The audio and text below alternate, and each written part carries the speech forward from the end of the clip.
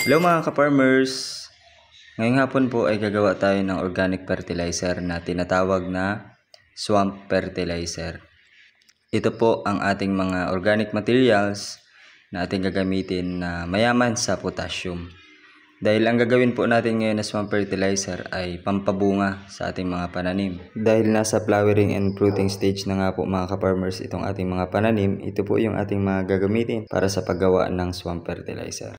Isa na nga po dyan mga ka-farmers itong balat ng saging na mayaman po sa potassium. Bali mga ka-farmers, ang mga materials na ating ginagamit dito ay matatagpuan lamang po sa ating kitchen waste. Katulad nga po nitong balat ng saging, balat ng papaya at balat ng mangga. Ito po yung mga mayayaman sa potassium mga ka-farmers. Kahit po mga overripe na katulad ng mga kamatis na hindi na po natin nagamit, pwede po natin itong gamitin para sa paggawa ng swamp fertilizer.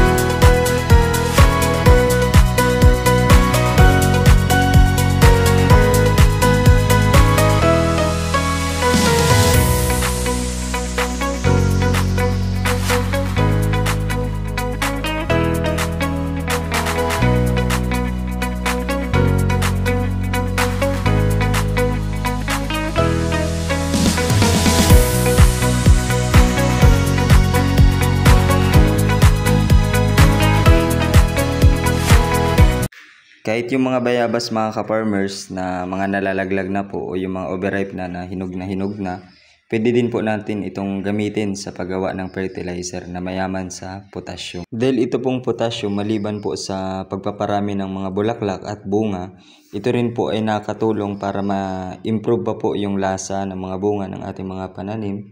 Kaya wag po natin kaagad itatapon mga ka-farmers yung mga balat ng prutas, balat ng gulay na nasa kusina natin.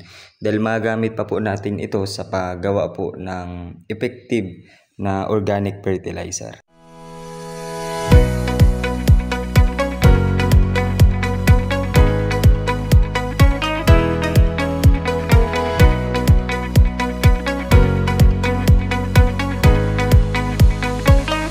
Gumamit din po ako dyan mga ka-farmers ng dahon ng malunggay dahil ito naman po ay mayaman sa nitrogen na makakatulong din po para mapanatili po yung matibay na dahon ng ating mga pananim.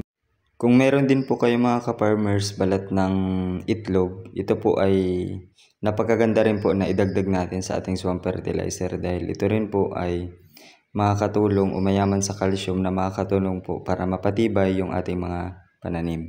Bali sa paggawa po pala mga ka-farmers nitong swamp fertilizer, kung first time pa lang po natin gagawin ito pong mga materials na ating mga ginamit ay 3 days muna po natin siyang ibababa dito sa tubig bago po natin siya idilig sa ating mga halaman. Pero kung matagal na po kayong gumawa nitong swamp fertilizer at nire-refill lamang po natin yung mga materials o yung tubig ay pwede na po natin itong gamitin kinabukasan. Ayan mga ka-farmers, natapos na po tayong gumawa ng swamp fertilizer. Huwag po natin kakalimutan na takpan ito para hindi po pamahayan ng lamok. Sana po mga ka-farmers ay nakatulong po ito sa inyo. Happy farming!